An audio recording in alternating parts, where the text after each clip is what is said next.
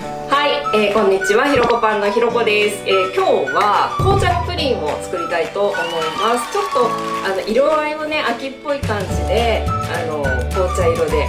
仕上がるんですけども、プリンって本当に美味しいですよね。大好きですよね。で、プリンを大きいプリンを独り占めしたいってみんな思ったと思うんですけど、今日はフライパンサイズの大きなプリンで簡単に仕上げていこうと思います。はい、今日の材料です。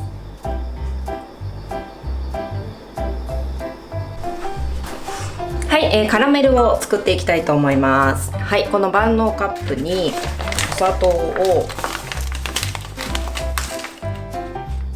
8分目ぐらいかな。はい、フライパンに入れます。でちょっと慣らして8でスタート。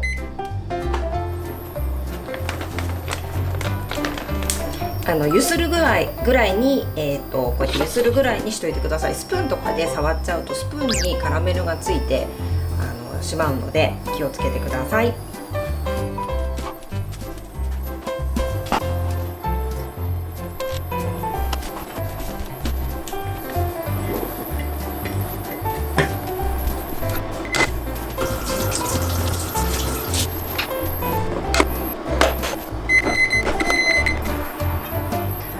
だいぶ焦げ目がいい感じ、焦げ目というかカラメルになってきましたので、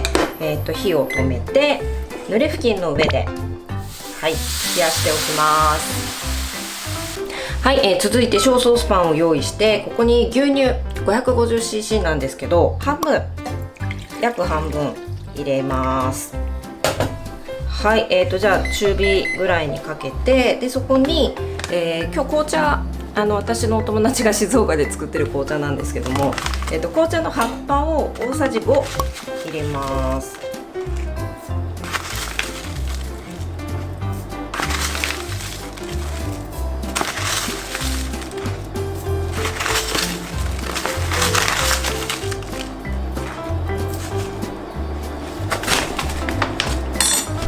はい、これで沸騰する直前ぐらいまで火にかけます。はい、沸騰直前ぐらいになってきたので、取り消しを、はい、押して火を止めます。はい、でここに一緒に砂糖をちょっと入れておきたいと思います。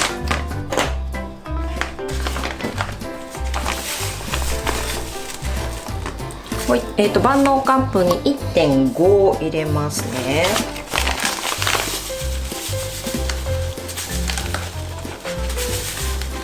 はい、1杯半。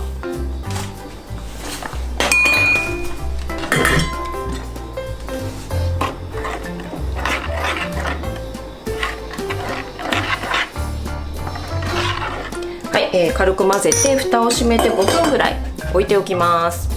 はい、ではプリン液の方作っていこうと思います。卵を5個用意して、全卵使うんですけど、できれば常温に戻しておくと良いですね。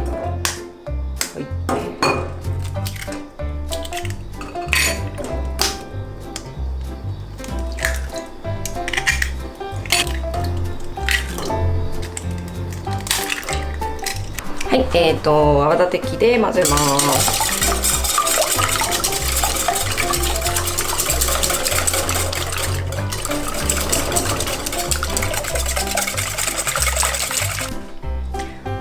はい、ほぐしたので、ここにさっきの残りの牛乳を入れておきます。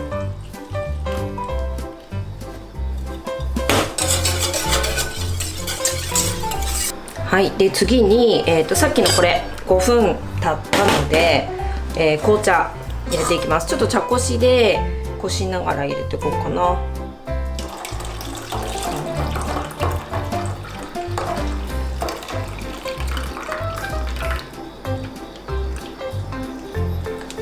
美味しい紅茶のミルクティーですよね。しっかり入りました。はい、じゃあプリン液ができたから、さっきのカラメル作った中フライパン持ってきて、でちょっと軽くこしたいのでざるでいいので、ざるでこしながらフライパンに入れていきます。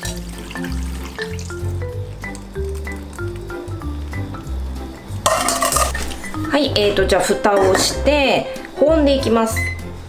ほんの95度で1時間放っておくだけですはい、お楽しみに。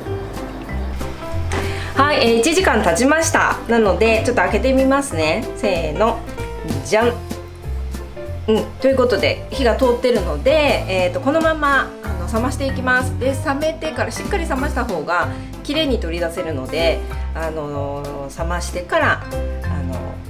取り出していきたいと思います。はい、しっかり冷めたので、常温でずっと冷ましてたんですけど、冷めたので、取り出したいと思います。ペティナイフかこういうなんかちょっとできれば平べったいものがあれば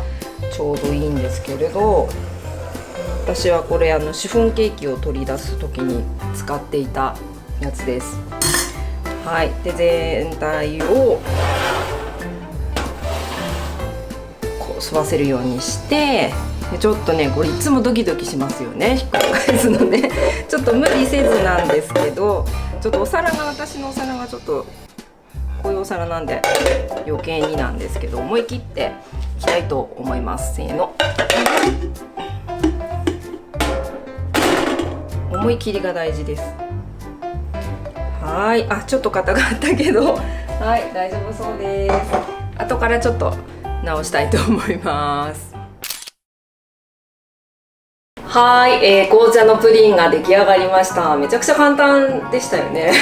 放置しておくっていう感じなんですけど、ちょっと食べてみます。いただきます。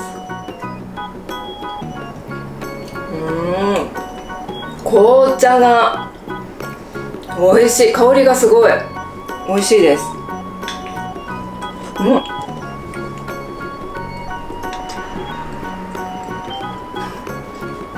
いや、めっちゃ進みますねプリン本当にみんな大好きですよね。オーソドックスな紅茶の入ってないシンプルなプリンも当然間違いなく美味しいんですけども、たまにこうやってちょっと季節感、紅茶は年中ですけど、そうですね、色目とかちょっと秋っぽく今から向かっていく秋っぽく今日は仕上げてみたんですけど、ちょっと味を変えてみるっていうのも楽しめる一つかなと思っています。それと、蒸して作るプリンももちろん美味しいんですけども、結構火加減が難しかったりしませんか？火強いと酢が出てしまったりとか、表面が結構ボロボロになってしまったりとかっていうことがあるので、保温機能のこれ使うともう1時間ほっとくだけなんですよ。セットしたら何も火加減気にせずにほっとくだけなので、ぜひ